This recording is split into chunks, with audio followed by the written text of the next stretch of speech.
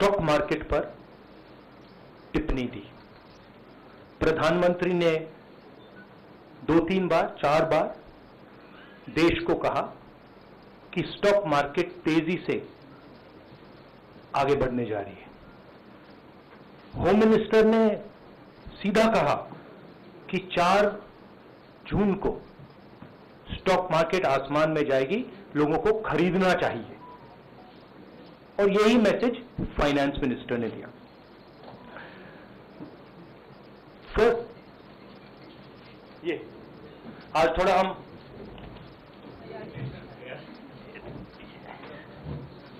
तो ये क्रोनोलॉजी है। अमित शाह कहते हैं बाय शेयर्स बिफोर 4 जून। 19 में नरेंद्र मोदी जी कहते हैं stock market will break records on June 4। फिर 28 मई को रिपीट करते हैं। 1 जून मीडिया झूठे एग्जिट पोल रिलीज करती है। बीजेपी का ऑफिशियल जो इंटरनल सर्वे था वो उनको 220 सीट दे रहा था। तो ये इंफॉर्मेशन बीजेपी के लीडर्स के पास था। इंटेलिजेंस एजेंसीज ने 200 और 220 के बीच में सरकार को बताया था कि उनकी सीट्स आ रही हैं। 3 जून को स्टॉक मार्केट सारे रिकॉर्ड तोड़ देता है और 4 जून को खटाक से स्टॉक मार्केट अंडरग्राउंड चला जाता है। अगला स्लाइड दिखाइए जरा। ये देखिए 31 मई massive stock activity, more than double what was there on 30th, more than double what was there on 29, 28. ये अनोमली देखिए। ये कौन लोग हैं? ये वो लोग हैं जो जानते हैं कि कोई ना कोई घपला हो रहा है। हजारों करोड़ रुपए यहां पे इन्वेस्ट हुए हैं, फॉरेन इन्वेस्टर्स ने इन्वेस्ट किए हैं, और उसके बाद 30 लाख करोड़ रुपए का लॉस होता है। किसका लॉस होता है? रिटेल इन्वेस्टर्स का लॉस होता है। तो ये जो आप देख रहे हैं हिंदुस्तान की स्टॉक मार्केट की हिस्ट्री का सबसे बड़ा स्कैम है, और इसके बारे में हम कुछ सवाल पूछना चाहते हैं। पहला सवाल, why did PM and HM give specific investment advice to the 5 crore families investing in the stock market? Is it their job to give investment advice? Second, why both interviews were given to the same media house owned by the same business group, which is also under SEBI investigation for manipulating stock market? Third, what is the connection between the BJP, the fake exit pollsters, and the dubious foreign investors who invested one day before the exit polls were announced and made a huge profit at the cost of 5 crore families? We demand a JPC into this. We are absolutely convinced that this is a scam. Somebody has made thousands of crores of rupees at the cost of Indian retail investors, and the Prime Minister and the Home Minister have given an indication to buy, and this is a criminal act. So we demand today a joint parliamentary committee to investigate this. मैं हिंदी में बोल देता हूं। प्रधानमंत्री ने देश की जनता को इन्वेस्टमेंट एडवाइस क्यों दी, और 5 करोड़ परिवारों को जो इन्वेस्ट करते हैं उनको प्रधानमंत्री ने, होम मिनिस्टर ने स्टॉक खरीदने का आदेश क्यों दिया?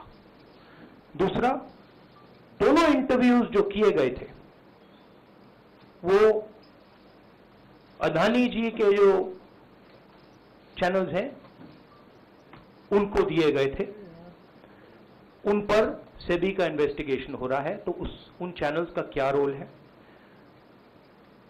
और बीजेपी के बीच में जो फेक एग्जिट पोलस्टर्स हैं और ये जो फॉरेन इन्वेस्टर्स हैं, इनके बीच में क्या कोई रिश्ता है, और अगर रिश्ता है तो क्या है। हम जेपीसी चाहते हैं, हम इन्वेस्टिगेशन चाहते हैं, और देश इसकी सच्चाई जानना चाहता है। धन्यवाद। शुक्रिया राहुल जी। साथियों, अभी अभी राहुल जी ने आपको स्पष्ट तरीके से क्रोनोलॉजी समझ लिया। बार बार गृह मंत्री कहते थे अब क्रोनोलॉजी समझिए। आज राहुल जी ने देश को क्रोनोलॉजी समझाया है। इसके ऊपर अगर आपके सवाल हैं तो एक एक करके आप पूछेंगे, एक एक करके। I haven't said the chronology in English, so I'll say the chronology in English. 13th May 2024, the Home Minister says, buy shares before 4th of June. This is a clear indication to retail investors and others to buy stock. 19th May, for the first time, and then repeatedly until the 28th May, the Prime Minister says that the stock market is going to break records on 4th June. Finally, on 1st June, completely fictitious exit polls are released. These investors are given a completely wrong impression, and on the 3rd of June, as we all know, the stock market breaks all records and then crashes on the 4th of June. Whoever has made money as the stock market rose and also as the stock market crashed. And we are interested in having a joint parliamentary committee, a JPC, to investigate the role of the Prime Minister, the role of the Home Minister, role of BJP members, and also those people who have done these fake exit polls. And finally, we want to understand who are the people, these foreign investors, who did these trades. So we want an investigation for that. शुक्रिया राहुल जी। हाँ संजय। राहुल जी, इससे पहले भी आपने Adani issue पे JPC पिछली लोकसभा में मांग की थी, तो क्या आप चाहेंगे कि ये इशू और हिंडनबर्ग इशू दोनों कंबाइन हो और दोनों की जांच हो? ये जो इशू है, this is a broader issue than just the Adani issue. It is connected to the Adani issue, but this is a much broader issue. This is directly the Prime Minister of India, Home Minister, who are privy to data on actual election results, who have IB reports, who have their own data, who are advising retail investors to buy stock on the 4th. This has never happened before.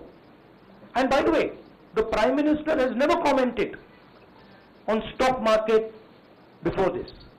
This is the first time the Prime Minister has commented, very interestingly, and multiple times, one after the other, saying that stock market is going to boom, stock market is going to boom, stock market is going to boom.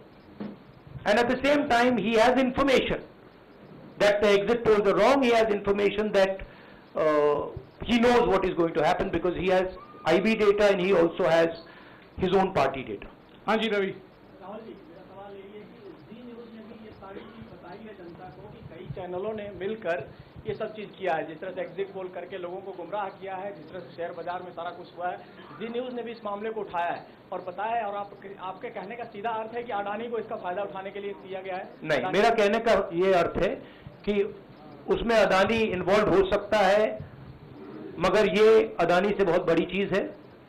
इसमें BJP के सबसे बड़े नेताओं ने कहा है, retail investors को message दिया है कि आपको स्टॉक खरीदना चाहिए।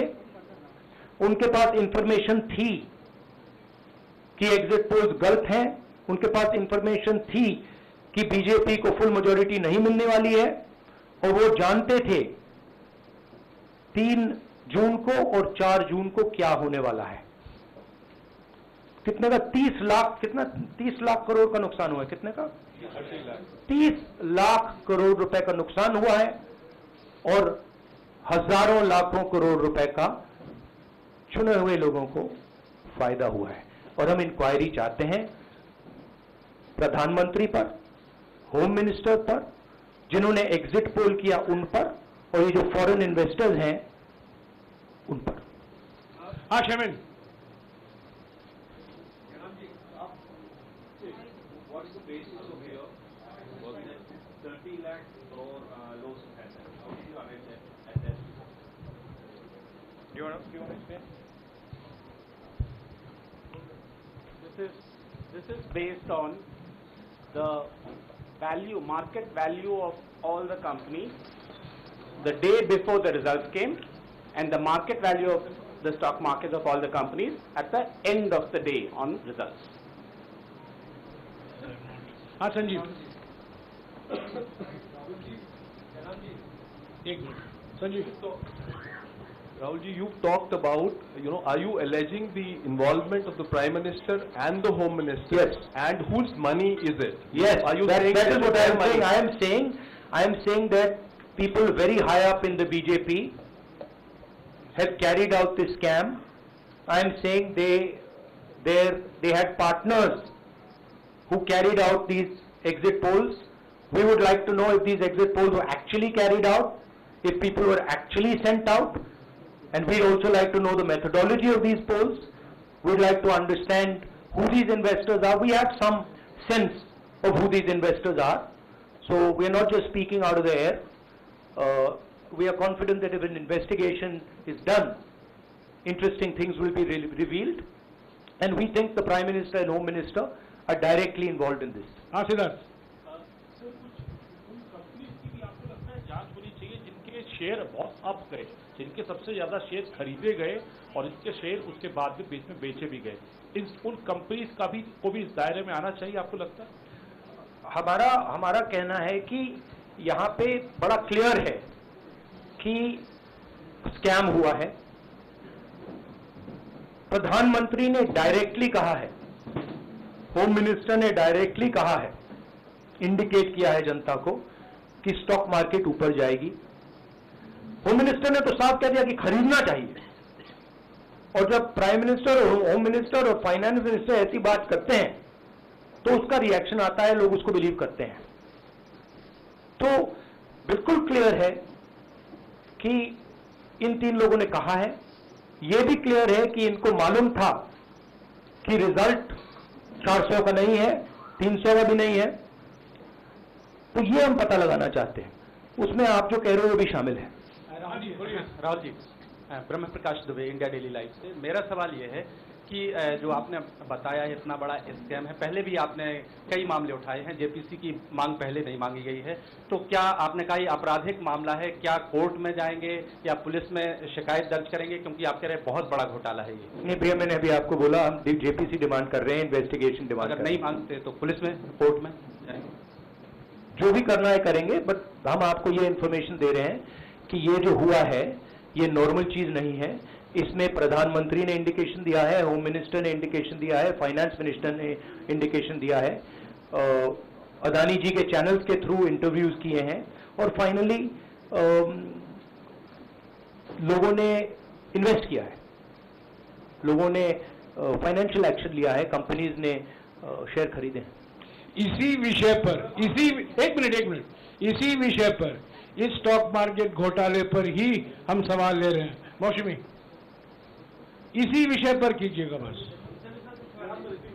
एक मिनट, आ रहा हूँ। राहुल जी, एक करके आ रहा हूँ। राहुल जी, हम लोग ने पहले भी देखा है कि आप लोग ने कई बारी जब सेशन होता है तो सत्ता पक्ष और विपक्ष आमने सामने होता है, जेपीसी की मांग होती है और सेशन पे सेशन वॉश आउट हो जाते हैं और जनता का पैसा वेस्ट होता है। तो क्या आपको ये तो बीजेपी की लाइन है। तो क्या नहीं, मतलब जनता का पैसा के सेशन वाटर, आप ऐसी टी शर्ट ले लो ना, मैं आपको दे दूंगा, उनका वो सिंबल दे दूंगा आपको, ये उनकी लाइन है। सवाल आपको पसंद नहीं आए वो अलग बात है, पर आपको किसी नहीं, की सवाल मुझे बहुत पसंद आ रहा है। इस तरह से उंगली उठाने की जरूरत नहीं, आप चेक बहुत अच्छा लग रहा है, बोलिए। बीजेपी का बैच पहनने की आप जरूरत सवाल नहीं। पूछिए ना। नहीं, आपको भी जयराम साहब ये बोलना चाहिए, नहीं, सवाल गलत बात है। सवाल पूछिए।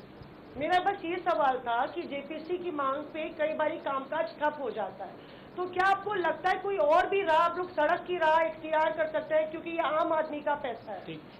हम जनता को एक रियलिटी बता रहे हैं कि यहाँ पे क्लियरली एक स्कैम हुआ है। यहाँ पे प्राइम मिनिस्टर ने इंडिकेट किया है, यहाँ पे होम मिनिस्टर ने इंडिकेट किया है, यहाँ पे फाइनेंस मिनिस्टर ने इंडिकेट किया है।